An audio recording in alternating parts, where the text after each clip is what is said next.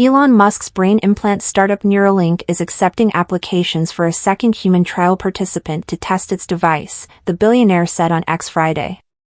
The request comes 5 months after Neuralink implanted a brain chip into its first human trial participant, 30-year-old Noland Arbaugh, and just a week after the company admitted that his implant had experienced an unexpected problem. Neuralink said that the threads connecting the chip to Arbaugh's brain had retracted, causing performance issues, although the company said it made adjustments to improve its function. Still, Arbaugh says the implant, which allows him to control a computer cursor with his brain, has changed his life. Arbaugh has been a quadriplegic since 2016 following a diving accident.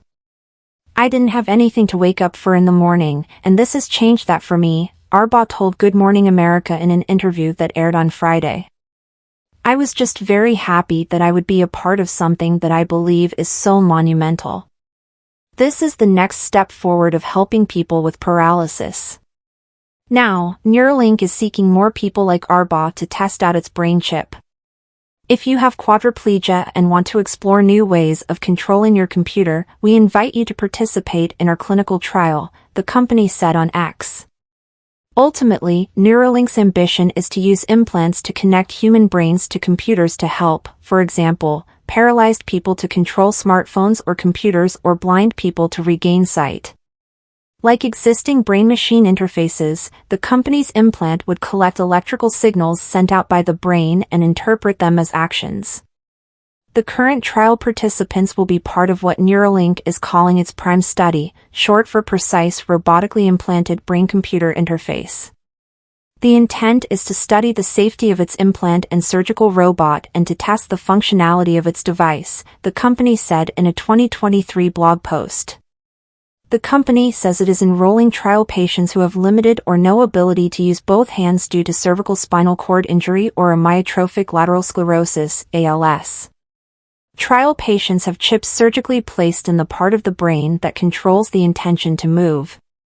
The chip then records and sends brain signals to an app, with the initial goal being to grant people the ability to control a computer cursor or keyboard using their thoughts alone, Neuralink previously explained.